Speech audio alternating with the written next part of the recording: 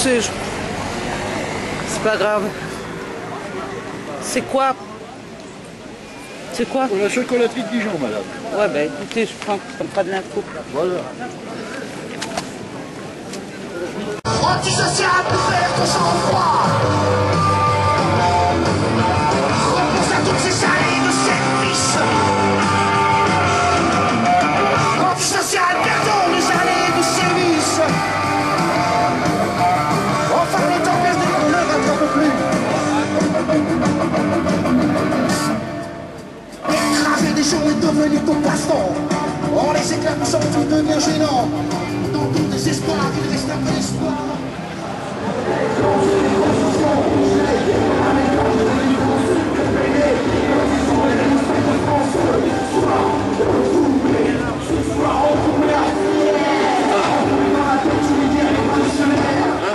Solidaire de Dakar à Jakarta, faire péter les watts comme un acte humanitaire. Pour nos voisins, nos cousins, nos petits frères, pour les nôtres, pour nos quartiers populaires. Réveillez-les, et c'est sanitaire. Debout là-dedans, nous disons le paquet qui soulève le camp.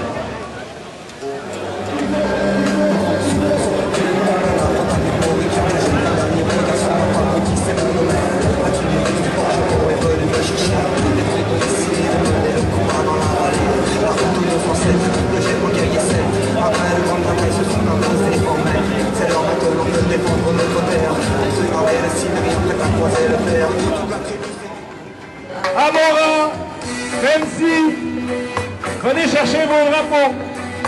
ID 21. Solitaire, un peu trop fier pour vivre au présent.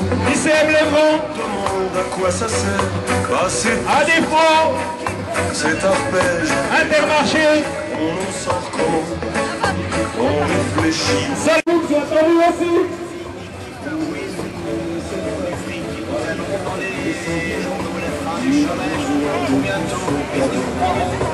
Jamais qu'on ne veut plus travailler pour des tyrans comme moi, qu'on fait courir flexible et vie. Je l'ai déjà vu, c'est quoi?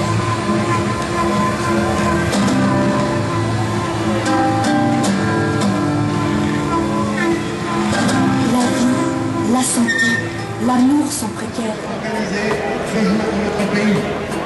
Nous considérons que les réponses du gouvernement et celles du patronat, ainsi que celles des directions d'entreprise, continuent de creuser l'écart entre les attentes sociales des salariés et les exigences constantes pour pérenniser le système économique actuel.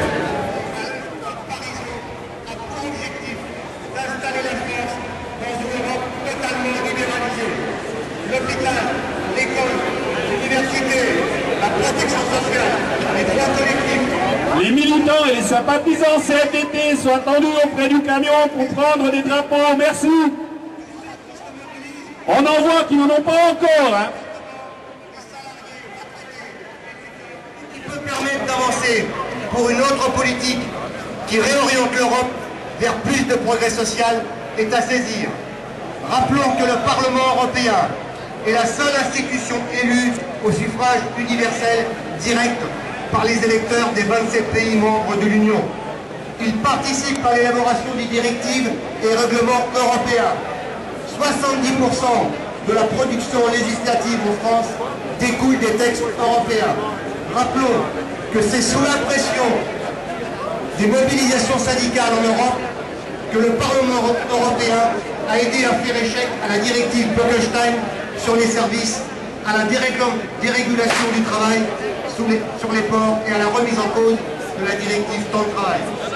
Voilà, chers camarades, chers amis, il nous faut rester mobilisés, unis et aller encore plus nombreux à la rencontre des salariés pour préparer les futurs rendez-vous. Bonne manifestation. Dans cette manifestation unitaire du 1er mai 2009. Ce 1er mai 2009 s'inscrit dans un contexte particulier. Partout la crise sévit, porteuse de son lot de drames humains pour des milliers de salariés et de familles entières qui voient brutalement le chômage et ses conséquences rester en condition de vie. Tous les jours, ce sont des annonces de suppression d'emplois.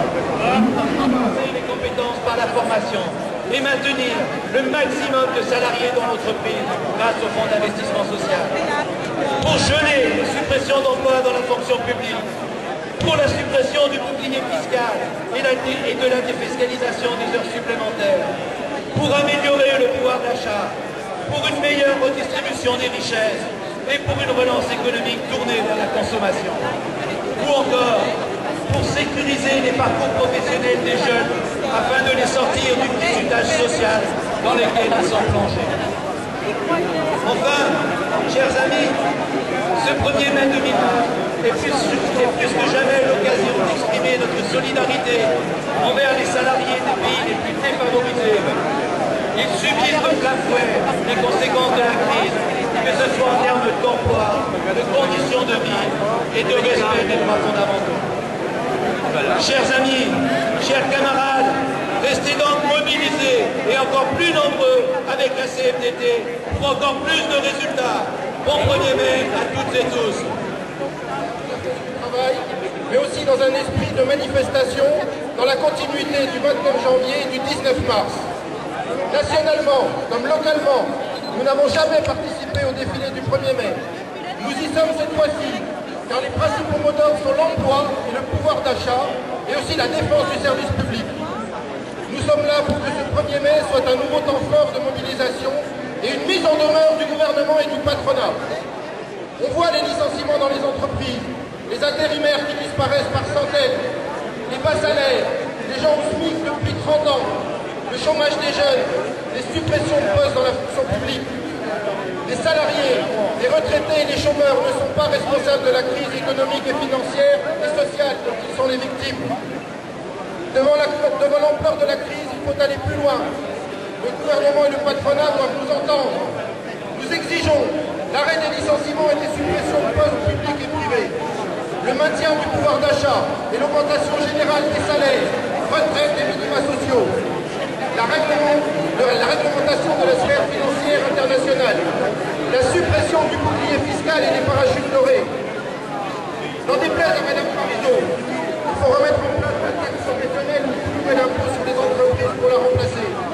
La suppression de la taxe professionnelle va entraîner la perte de plus de 22 milliards d'euros, soit l'équivalent de plus de 10% du budget total des collectivités locales, sans qu'aucune mesure sérieuse de substitution n'ait été avancée préalablement. La défiscalisation des heures supplémentaires dans une période de récession doit être abandonnée. Dans l'année 2008, les 40 millions d'heures supplémentaires déclarées représentent environ 90 000 emplois qui n'ont pas été créés. En un an, 300 000 chômeurs de plus ont été recensés par les statistiques officielles.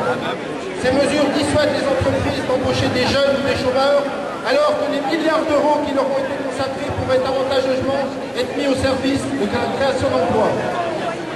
L'augmentation du nombre de chômeurs, la baisse significative de la consommation, l'incertitude grandissante sur l'activité des entreprises témoignent de la gravité de la crise qui frappe de plus en plus de salariés sans que nul ne puisse aujourd'hui en prédire la durée.